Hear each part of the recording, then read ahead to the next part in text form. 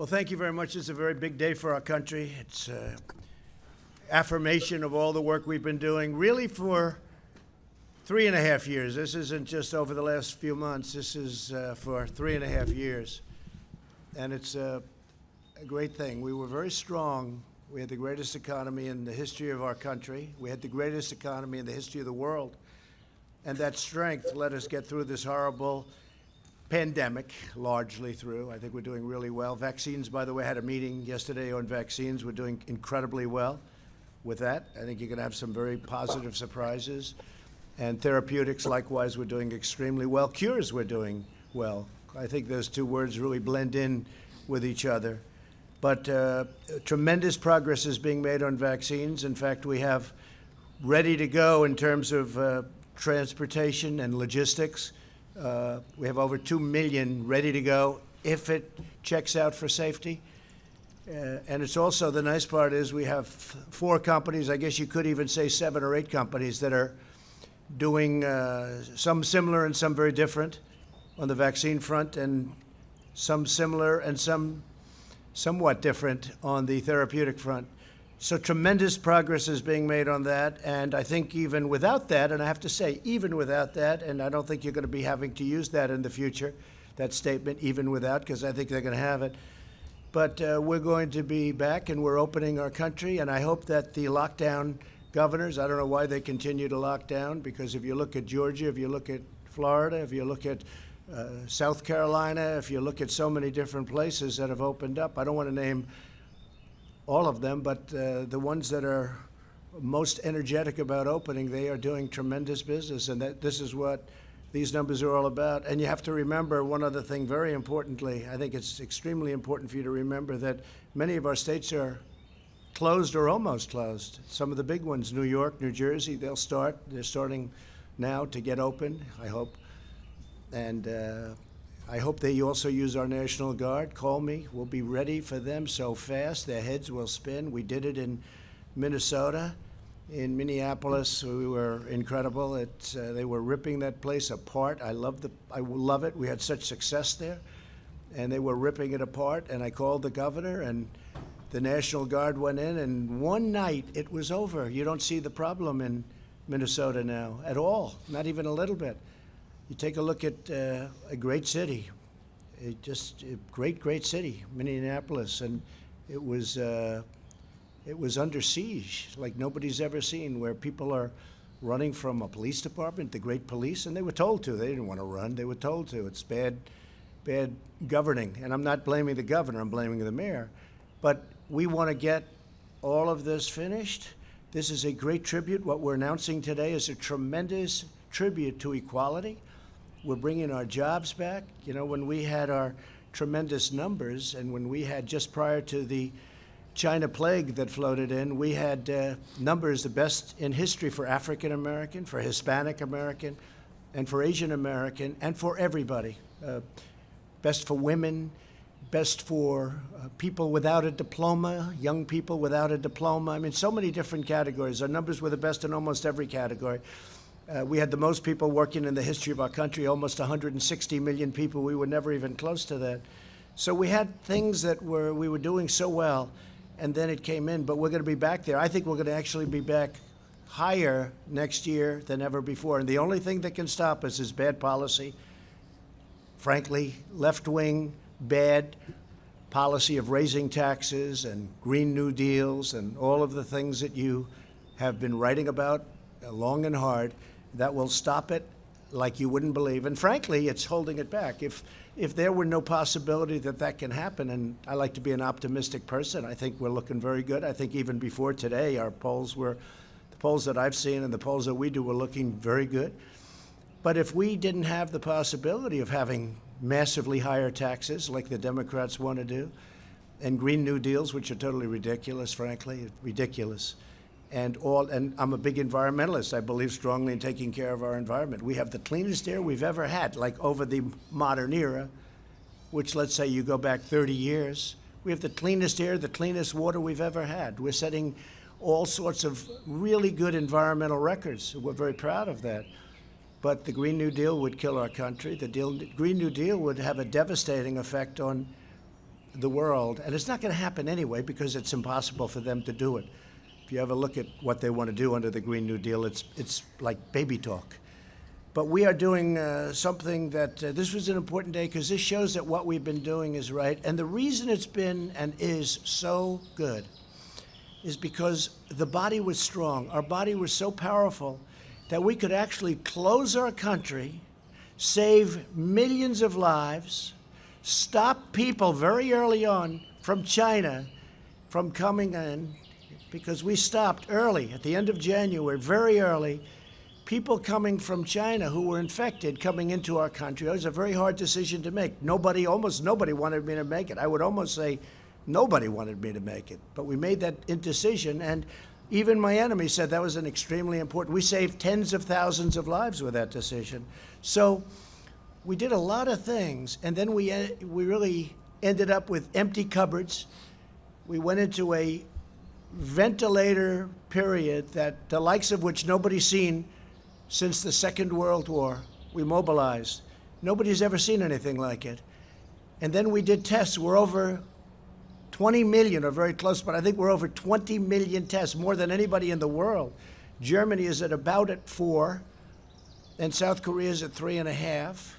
We're over 20. And by the way, when you do more testing, you have more cases. We have more cases than anybody because we do more testing than anybody. It's pretty simple. But this is outstanding what's happened today. Now, they thought the number would be a loss of 9 million jobs, and it was a gain of almost 3 million jobs. Nobody's ever seen anything. I think it was incredible in a couple of ways. Number one, the numbers are great, and this leads us on to a long period of growth.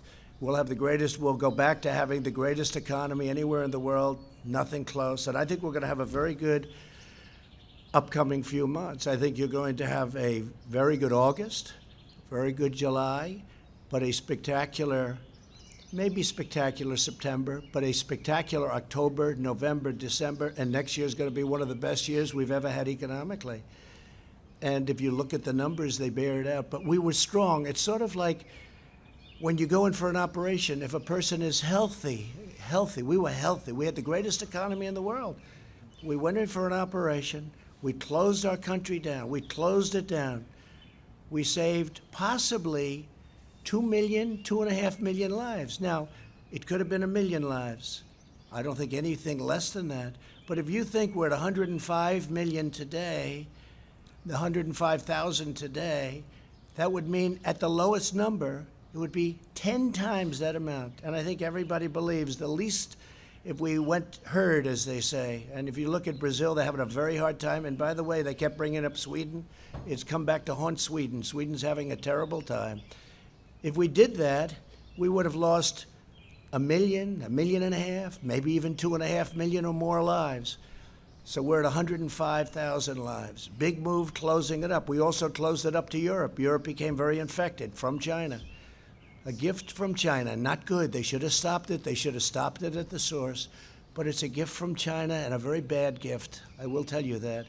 And you do say, how come at Wuhan, where it started, and they were they were in bad trouble, but it didn't go to any other parts. It didn't go to Beijing. It didn't go to other parts of China. Then you say, how come it came out to Europe, to the world, to the United States? So it didn't go to China. They stopped it cold. They knew it was a problem. But they didn't stop it cold from coming to the United States, Europe, and the rest of the world. Somebody has to ask these questions, and we'll get down to the answer. You know, we made a great trade deal. Great. They're going to buy $250 billion worth of product. And by the way, they are online. They're doing okay. But the ink wasn't dry on that deal when the plague floated in. What's going on? A plague is floating in from China. What's going on? So the ink wasn't dry. So I guess I view the trade deal a little bit differently than I did 3 months ago. It's a great deal. I will say they are buying a lot from us, and in that way I respect.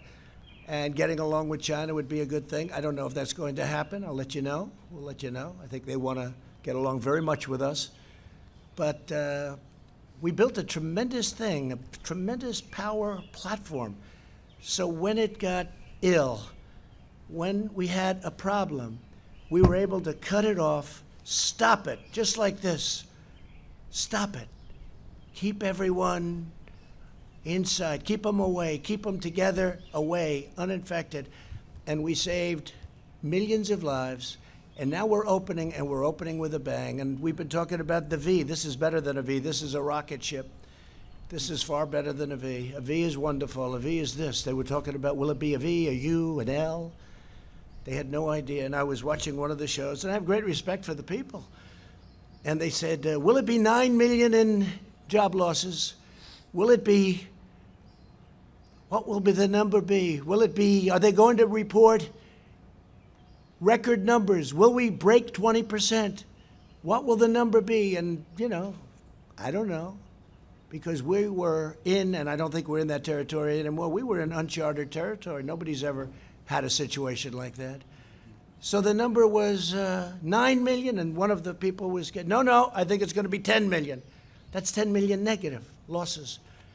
And then somebody else said, no, we think it's going to be 8.7, 9.2. No, everyone was right around that number. This is great geniuses, and they are. I watch them all the time, and oftentimes they're right. Warren Buffett sold airlines a little while ago. He's been right his whole life, but sometimes even somebody like Warren Buffett, I have a lot of respect for him, they make mistakes. They should have kept the airline stocks, because the airline stocks went through the roof today, and others did too. The whole market went through the roof. But they said 9 million job losses, 9 million. It's what's going to be. Are we going to break 20%? Are we going to break it?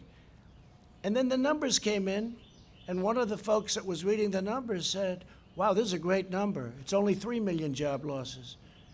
And then reading it and said, you know, I don't think this, I'm not reading this right. Let me look at it again. Oh, wait a minute. This is 3 million gain almost. 3 million jobs gained. And then they shouted out, one of them sort of semi-shouted out, is this a typo? I think it was probably the greatest miscalculation in the history of business shows, talking about Wall Street. And that's okay. But one of the reasons we're in this position is because we had such a strong foundation. So we were able to close our country, save millions of lives, open, and now the trajectory is great. Don't forget, New York is barely included, and that's one of our big ones. California is barely included because they're not open, and they should open. By the way, the mayor of Los Angeles wants to keep this thing closed for a long time. Look at what's going on in Florida. It's incredible. The job the governor of Florida has done, it's incredible. The numbers they're doing. You've got to open it up, and you do social distancing, and you wear masks if you want, and you do things. You can do a lot of things. You're getting closer together. Even you, I notice you're starting to get much closer together. It looks much better, I must say. You're not all the way there yet, but you'll be there soon. But it's a tremendous thing that happened, and the reason it happened is because we had a really strong patient. We had a patient that was so powerful, so strong, that we could close it and open it. And I give it this analogy. Somebody told me yesterday, it was Larry Kudlow. He said, sir, this is like a hurricane.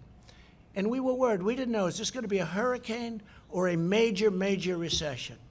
A major recession that's not artificially caused, because this was artificially closed. We just said, boom, closed. And everything just stopped. And also, you know what else stopped? Big numbers on death by doing it. And that's why I had to do it. We've made every decision correctly. But it was like we stopped. So it was an artificial closing. And then what happened, very incredibly, is the numbers go, and Larry was saying that with a hurricane, you have a horrible hurricane in Florida or Texas, and it's devastating.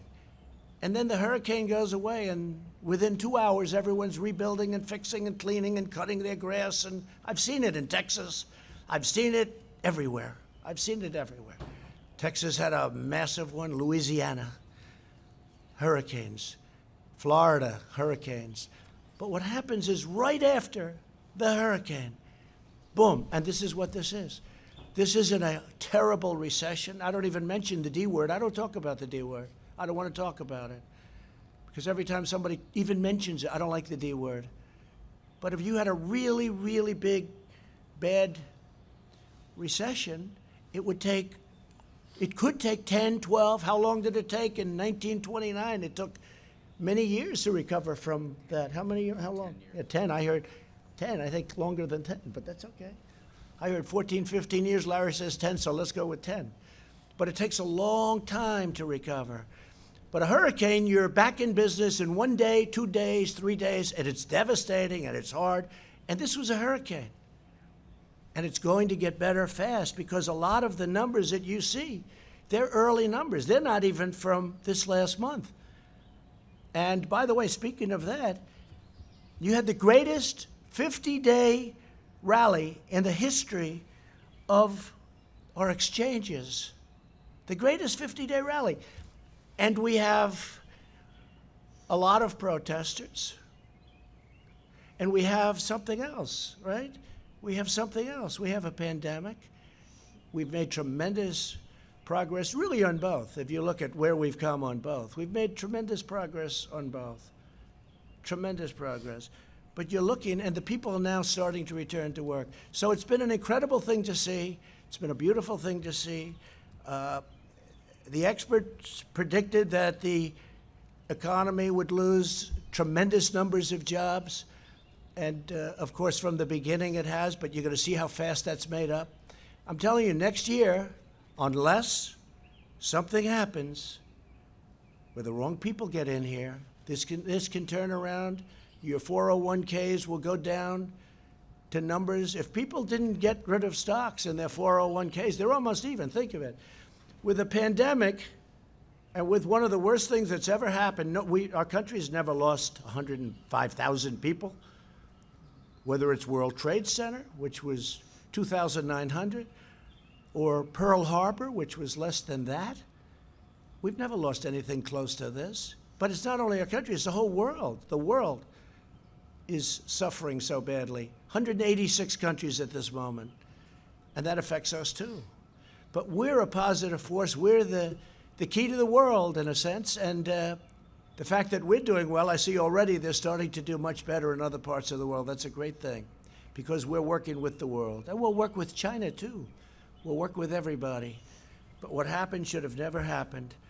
So we had a tremendous morning, a tremendous announcement. It was shocking to even great pros. I watched Maria Bartiromo. I watched Jim Cramer. I watched a lot of people. Joe Kiernan, he was pretty positive. Charles Payne, he was very positive for a long time.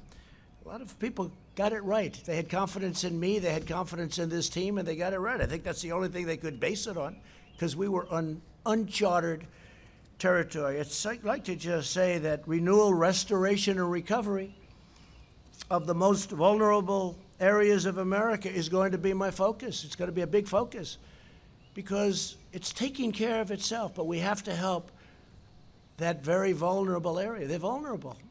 It's not right, and we're helping them, and we have helped them in the past, and we're also to opportunity zones, criminal justice reform. Nobody's ever done for the black community what President Trump has done. Think of it. Historically black small colleges and universities, they would come here for money every year for many, many years. After 3 years, I said, why are you doing this? Why do you keep coming here? They said, because we come. I said, don't you get a long-term deal so you don't have to come? The head of one of the very respected colleges looked at me and said, sir, we're like beggars. Every year we have to come to Washington and beg for money. I said, you should have a long-term deal. And we signed a long-term deal so they don't have to come. I'll miss them. I told him, I'll miss them. I got to know them.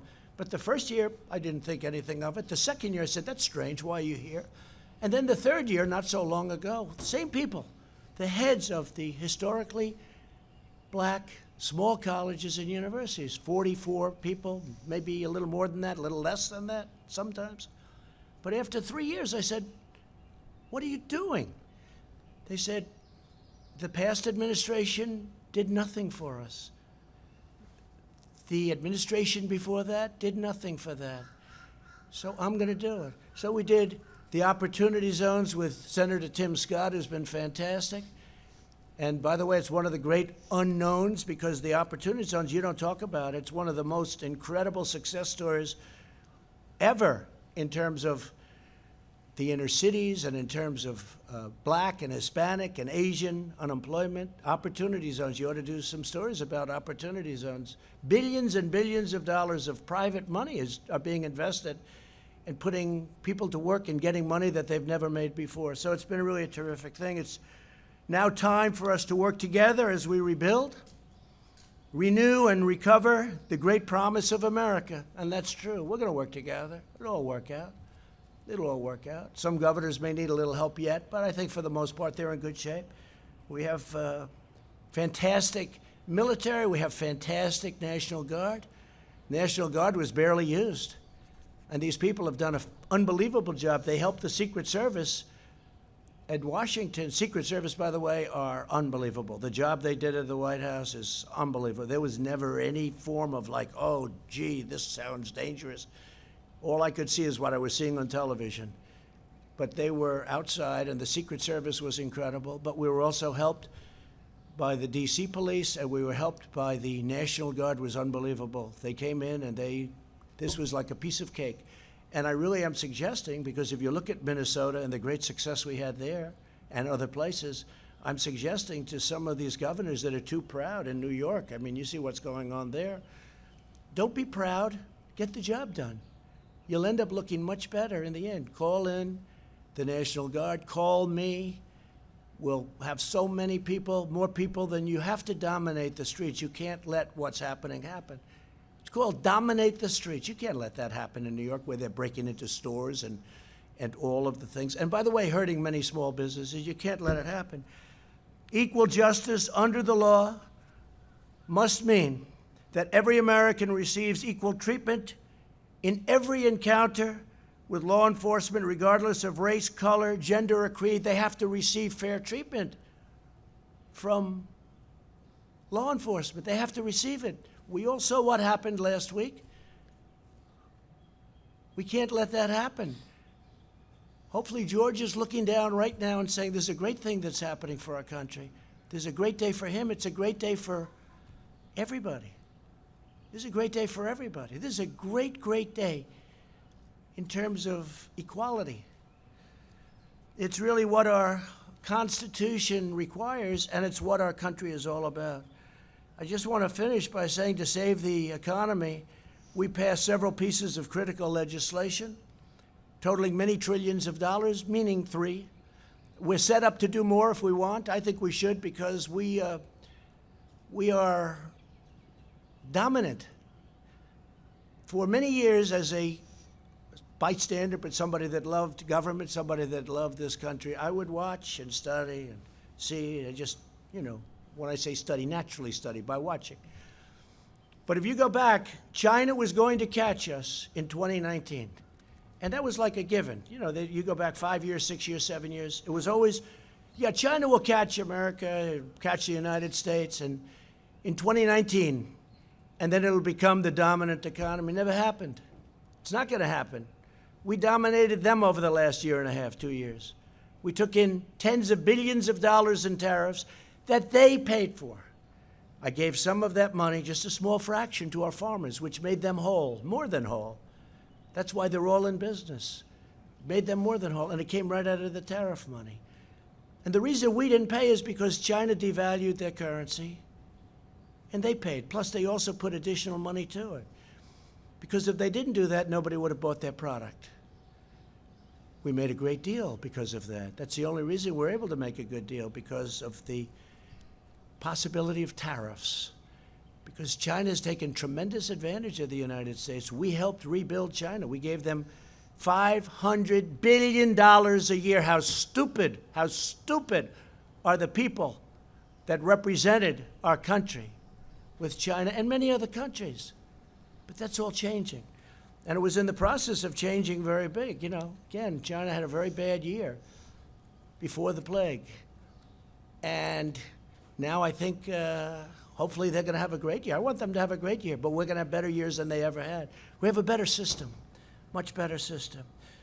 We made Americans sure of themselves, and we took care of families. We gave benefits, and we sent $1,200 to every individual making less than $75,000 and $4,000 almost dollars to every family of 4 earning less than $150,000. That's a lot, isn't it? You know, when you think 150, but that's what's happening with our country.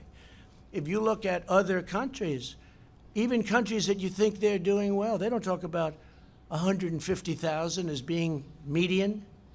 $150,000. That's tremendous. That's a great tribute to the people of our country. The job surge that we're seeing right now is widespread. Leisure and hospitality added 1.2 million jobs. Construction jobs are up, listen to this, 464,000. Education and health services rose 424,000. Retail trade is up 368,000. And here's the one I like the best. Remember, previous administration, that you need a magic wand for manufacturing. Manufacturing, which we had up to 600,000 jobs prior to the plague, manufacturing rose to 225,000 jobs, up by. So we picked up 225,000 manufacturing jobs. That's very unexpected. Everything that you've seen this morning is unexpected. Even the pros sitting here would understand that, everything. We also smashed expectations on the unemployment rate. The prediction was that the unemployment rate would rise to over 20%, and instead it dropped to around a little more than 13%, slight difference. And this time the greatest comeback in American history. Today is probably, if you think of it, the greatest comeback in American history, but it's not going to stop here. It's going to keep going because so many places are closed. I was watching our great vice president today being interviewed on CNBC. He did a phenomenal job, and he made a statement. He said, this is not going to stop, and 100%. He's always attributing everything to me, but I'll attribute this statement to him. He said, it's not going to stop because the numbers that you're looking at don't include all of those states that are closed. They haven't even opened yet. We're going to be stronger than we were when we were riding high. And our stock market is it's just short of an all-time high. I've had 144 all-time high stock markets during a 3.5-year period. Nobody's ever come close to that, and we're going to do it again. But it's going to be even stronger than last time. When I would say that to you 2-3 months ago, I could see what's happened. I have a good feel. I've always done well with numbers, but I had a feel for it. I said it even the other day. I was saying, I think we're going to have a tremendous next year. I think it's going to be a phenomenal next year. I didn't know it would start this quickly. I thought we'd start in August, September, but it started very early. Amazing. It's an amazing thing, but it means that they're likely to return, and all of these jobs that we're talking about now aren't even included because some of our biggest places aren't opened. They're opening up now. I think New York's opening up like as of today, and that's one of our big ones. New Jersey. They're all working hard. The governors are all working hard. To save millions of American lives, we took that unnecessary evil, we took it out of the equation. We had to do what we did. We had a very, very strong push not to do anything. We would have lost so many people. But very importantly, the economy wouldn't have been as good as it is because nobody expected this. I don't think there's anybody sitting here that can say, I want to see it on tape, as opposed to just say, oh, I did that. But some were predicting pretty good numbers, people I mentioned. But we took a tremendous step and a tremendous risk. And we've gone up at a level, and this level is going to be nothing compared to what you see in coming months, and especially next year. So the best strategy to ensure the health of our people moving forward is to focus our resources on protecting high-risk populations like the elderly and those in nursing homes, while allowing younger and healthy Americans to get back to work immediately and open up our schools, open them up. We understand this disease now. We didn't understand it. Nobody's ever seen it before. It's very tough, very contagious, very mean to certain people. We've learned a lot. We didn't know. Nobody knew anything about it. But we learned a lot. And I have to thank everybody for working so hard. Jared and Mike and the task force and all of the people, the admiral, the general. They were saying, oh, you should use admirals. I said, I did. You should use generals. I said, I did. Used them both. We had some incredible people on the task force. The job they did in getting ventilators built by the thousands. We're giving to Nigeria, to France, to Spain, to Italy, to many, many countries, to UK. They're having a hard time. We're giving them ventilators. It's a great thing. I mean, they're very hard to make. They're long-term items. We mobilized. Nobody's ever seen anything like it. Just like the Second World War. There hasn't been a mobilization like this since the Second World War, especially ventilators, because it's hard. It's big, it's complex, very complex machinery, computerized all over the place, and very expensive. And we're building thousands a week. Right now, we're building thousands a week. We have all we can use. No governor, you hear the calls, you listen in on those calls.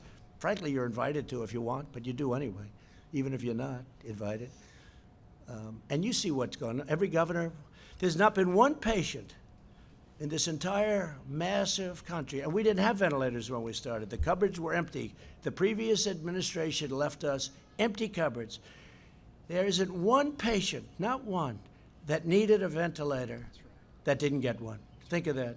And we're talking about millions of people, big country, millions of people. Not one person needed a ventilator that didn't get it. So we want the continued blanket lockdown to end for these states. We may have some embers or some ashes, or we may have some flames coming, but we'll put them out. We'll stomp them out. We understand this now. We'll stomp them out, and we'll stomp them out very, very powerfully. So we've made a big step in our comeback. This was always going to be, 3 months ago I said to you, this is a very important period, this June period, because we're going to learn whether or not this is a very big, powerful R word, recession, or whether this is a hurricane that we recover from very quickly. We recover from in a matter of weeks or days. And we've learned. Again, as good as these numbers are, the best numbers are yet to come because so many areas are still closed or very partially closed. Very few actually are fully open. These numbers are with states, 50 states, and very few are fully opened. Even the ones that are very out there are not fully opened. So we're going to have some tremendous numbers coming in. When you look at the ridership in the airlines, what they've got, they went from 2% to a number that if it's correct, I'd be surprised actually, but it's a very high number. It's great. People are traveling, and you know what? They're traveling in the United States. And they're also driving. And they're building the trailers. They're building a lot of things. They're driving. People are driving. I may have to buy one of those things, drive around town. Maybe I'll drive back to New York with our First Lady in a trailer. What do they call that? An RV. An RV. Well, you should know Indiana's the capital of RVs. I think I'm going to buy an RV and travel from now on in an RV with our First Lady. I don't think anybody would mind that. So we've come together. We're coming together. We've never had a thing happen like this. We were all, including the media, we were all in uncharted territory. We were uncharted. It never happened before. Nobody knew. I couldn't be sure. I felt it. I felt we were very powerful to come back. Hardest decision I ever made was when they all walked in, a big group of people, professionals, very professional people, good people. They said, "Sir, the best thing we can do is close it down." I said, "What are you talking about? We have this incredible, unbelievable country that's never done better, and you want us to close it down? I can't do that. What are you talking about?" And after listening for 10 minutes, didn't take long, I said, "I think we have to close it down." Because of the contagion and because of the power it had with especially certain people. Now, we didn't know the second part. We knew it was highly contagious because it spread like fire. But we didn't know that it hit certain groups of people. That helps us so much in testing and other things. So we're going to protect our elderly. We're going to protect especially our elderly with problems, whether it's heart or diabetes or any problem. It's like a magnet. I mean, you're elderly and you have diabetes, or you have a bad heart, it's like a magnet. They say if you're heavy, so I say, thank goodness I'm in perfect shape. Thank goodness. But if you're heavy, it's not good. It's a brutal thing. And again, I started by saying we're going to have a vaccine soon. I said it a long time ago, based on knowledge. I'm meeting with these geniuses. Based on knowledge, I said a long time ago. I said by the end of the year. I think it's going to be a lot sooner than that. And you know, just in finishing about vaccines, we have mobilized the logistics arm of our military. We can move hundreds of thousands of men and women in a very short time. The vaccine is easy by comparison, but we can move hundreds of thousands. It's meant for war. It's not meant for this, but we have our war with the invisible enemy. It's meant for war, but we can move hundreds of thousands. Think of that. Hundreds of thousands in a very short time. The same people are doing the vaccine, and they're fully mobilized. So now I'm going to sign legislation to make important changes to the PPP that will especially help restaurants, hotels, and other businesses that have been very hard hit by the virus. This is going to make it 24 months, and I think you know the legislation as well as I do. I want to thank the Democrats. We had essentially unanimous votes, I think, in the Senate and the House, right? Whether it's unanimous or very close, it's a lot of people. But I want to thank the Democrats. We worked together on it great. And I hope we can get along with the Democrats. It's been a disaster in terms of relationship. But I hope we can get along because it's a great thing for our country. We did all of these numbers and all of this greatness. We have the greatest economy we've ever had. It will soon be greater than it was even before. We did this with discord. We did this with a Senate and a House that were not dealing with us, and we weren't dealing with them either. The level of let's just say the warlike posture is ridiculous because we have a great country. It would make a difference if we could get along, and maybe we can and maybe we can't. I mean, there are a lot of differences. We want low taxes. We want closed borders. We want people to come in, but they have to come in through merit. They want open borders. You can't have open borders, especially now when you have a pandemic. We set a record, by the way, on our southern border. The wall, which you never hear about, is up to 210 miles long. And one of the reasons we're setting a record is we have so much wall built. And we'll have it up to almost 500 miles very early next year. By the end of this year, we'll be over 400 miles. We're up to 210 miles of serious wall. This is a wall that people aren't penetrating. This is a very, very powerful wall. Going to be up there a long time, and it's saved us a lot of anguish and grief, but you don't hear about that. One of the hardest things I've ever had to do is get the money necessary, which is billions of dollars, from a party that was totally opposed to it. They gave me other things. The military we could rebuild wasn't easy in terms of that. That's not their natural instinct. But for the wall, no, you can't have it, can't have it, can't have it. We had 9 court cases on the wall. But we won, and we got it. And now nobody talks about it. Nobody even talks about it. But it's great for our country. We have to have borders. And I've said often, I said long before I won on that great November day. It seems like a long time ago, 2016. I said, if you don't have borders, you don't have a country. So we have a lot of things to work with the Democrats. If we could work along with them, it would be great. If we don't, we're going to do great as a country anyway. We're going to do great anyway. But if we could work along with the Democrats, and I'm open to it. People say I wouldn't be open. Why would I be open? They did things that they should have never done. And you know what I'm talking about. Should have never done. But I'm totally open to it. But we could go even steps further.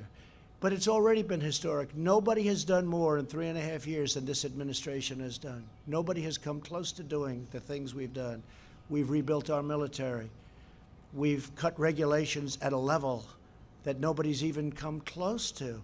And that's whether it's 4 years, 8 years, or in one case, even more than that. Nobody's done anything close. Regulations, low taxes, rebuilt military, take care of our vets. We got choice approved for the vets. So instead of waiting in line for 4 weeks to see a doctor, they can go immediately outside, get a private doctor, we pay for the bill, and the vet is in great shape. And we actually save money, but more importantly, we save their lives, and we save the quality of their life. They were dying. They would come onto a line, they'd have to wait 4 or 5 weeks, they wouldn't be very sick. By the time they see the doctor, they'd be terminally ill. We don't have that anymore. You don't hear any bad stories about the vets anymore. That doesn't mean go out and find them, because tonight you'll be traveling all over the world looking for an unhappy vet. And we got accountability because we had a lot of bad people in the VA. It's called VA accountability, where we can now fire people that don't treat our vets good. We have sadists, we have thieves, we have a lot of bad people.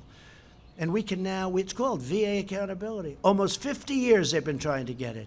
Choice, almost 50 years they've been trying to get it. For many, many years. I've been hearing about it for years. They've been trying to get VA choice. Choice means you can have a choice of a doctor. You don't have to wait in line if you have a long line. I have to say the VA has great doctors, but you can't get to them very quickly.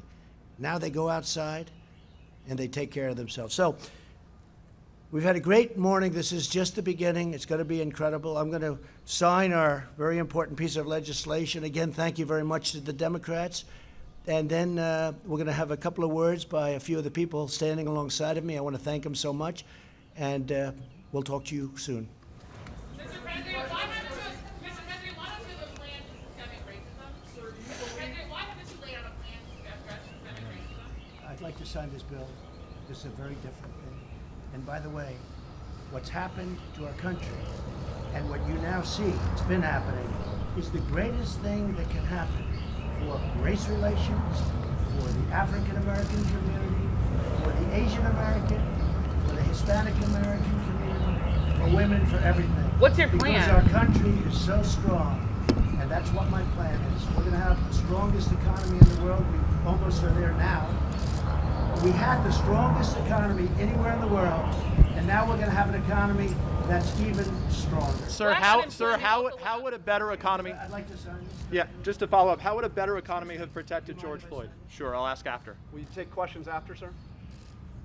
Black unemployment went up by 0.1%. Asian American unemployment went up by 0.5%. How is that a victory? You are something. How is that a victory?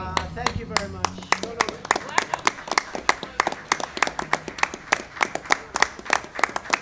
I have to say, though, it's been an honor. This is such a great achievement. I feel so good about it. This is just the beginning. The best is yet to come. Mike, would you say a few words, please? Well, thank you, Mr. President, and today's a great day for America. The American comeback begins today. And, Mr. President, it is a tribute to the strong decisions that you made early on to put the health of America first, from suspending all travel from China to calling on the American people to embrace the kind of mitigation practices to practice social distancing, to endure 45 days to slow the spread. The way you worked in a bipartisan way, we want to thank members of both parties in the Congress for working with us to provide relief for families, small businesses, and enterprises across the country. Today's numbers, historic as they are a testament to the leadership that you've provided, Mr. President, on mitigation, on recovery. And as you directed the White House Coronavirus Task Force, they're also a tribute to the fact that states across the country, now all 50 states, are reopening our country. Even before we came to the end of the 45 days, you directed us to give guidance to state governors and all the states and territories to safely and responsibly reopen. And now all of our states are in the process of doing that. It's remarkable to think that 2.5 million jobs and declining unemployment number actually dates to surveys done in mid-May. Mr. President, it's remarkable that we can see all across the country that that this is a snapshot today of the comeback that was taking place the better part of a month ago. But because of the guidance you gave to the American people in mitigation, and because of the recovery efforts that bipartisan members of Congress supported at your direction, and ultimately because we are reopening the country, we've begun a great American comeback. So I want to thank you, Mr. President. I want to thank members of Congress that were with us. I join you in thanking all of the incredible healthcare workers across the country, including our team on the task force and health officials at every level, governors that have been our partners. But ultimately, today is a tribute to the American people.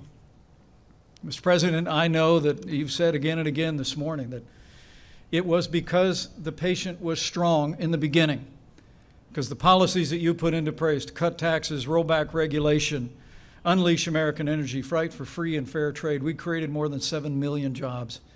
And today, the strength and resilience of the American people is shining through. And this is their day. Congratulations, America. The comeback begins. Thank you, Mike. And I think very importantly, because it's a great state and you have so many great states involved with energy, But we had basically a disaster just a month ago.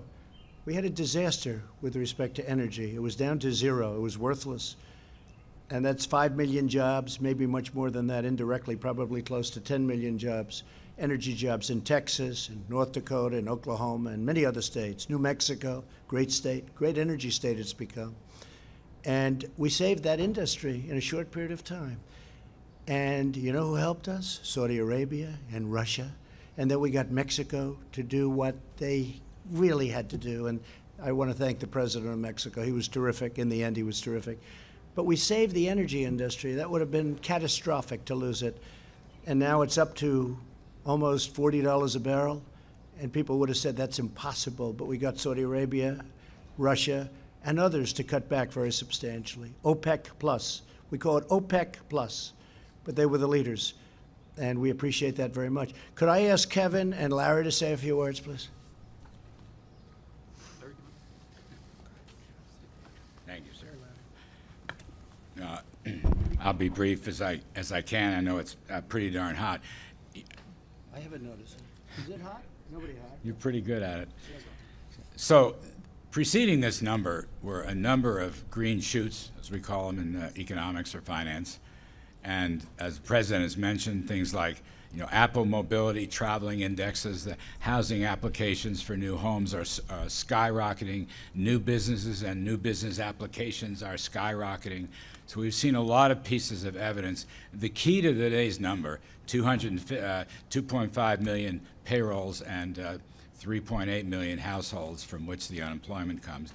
The key is that those who were temporarily laid off have gone back to work, 3 million some odd. And that's because of the reopening, and that's because of the success of the president and vice president's mitigation policies, which had to be taken. Now the reopening begins. Here's a footnote.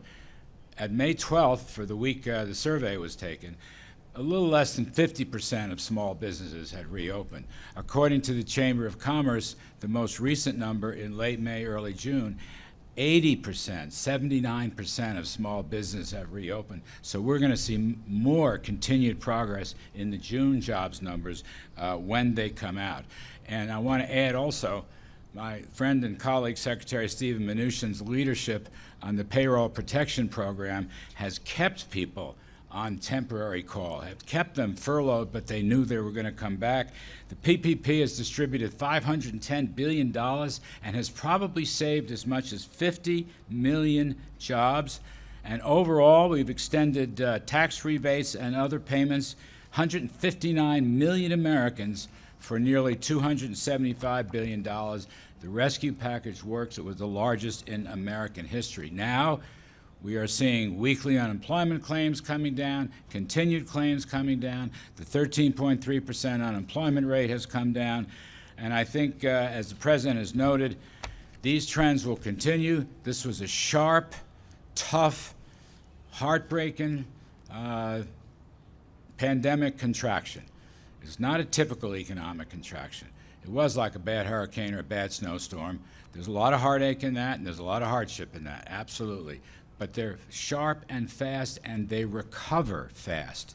And we are beginning to see this rapid recovery, which I believe will extend well into the third quarter and the fourth quarter. We're still looking for some 20% economic growth in Qs 3 and 4, and a big number in 2021 as we move forward with presidential policies of lower taxes and regulations and energy and fair and reciprocal trade deals that created a phenomenal economy before the pandemic and can recreate and rebuild that phenomenal economy afterwards. And I bring in my great pal, Kevin Hassett. Good job. Thank you, sir. Thank you, Mr. President. And today is a historic day, but as you remind us, there's still a lot of work left to do. That there were 18 million people that said that they expected to be reemployed. 3 million of them came back, and it shocked economists that it happened so fast. But there's still a lot of work to do, and that's what you've instructed us to do, is to give you options so that we can get everybody else in the country back to work. And I think that the main economic lesson I take from what we've seen, in addition to Secretary Mnuchin's incredible work getting the programs enacted quickly, is that the Vice President's leadership with the task force. Right at the very beginning, you put out guidance for businesses and for governors about how to open safely.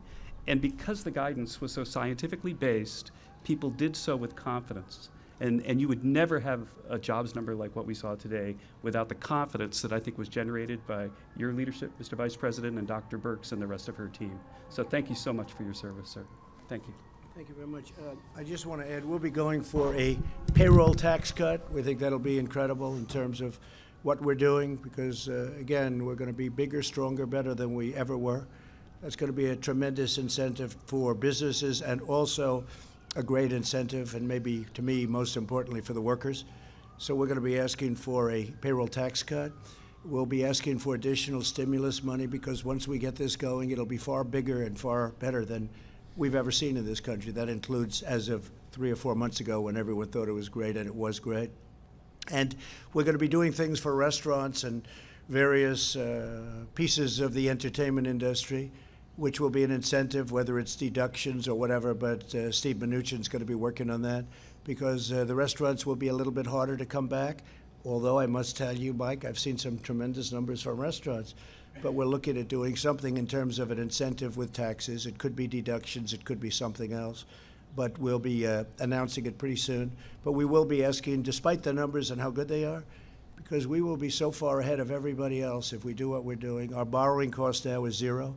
So we're paying no interest, which is very good. And I just want to thank everybody. I'd like to ask Steve Mnuchin to say a few words, please. Thank you, Mr. President and Mr. Vice President.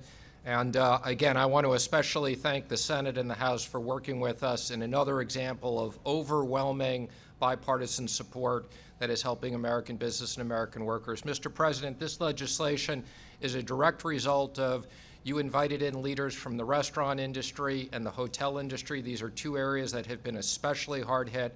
The restaurants' #1 ask was extending the PPP for 24 weeks, and this legislation delivers on this.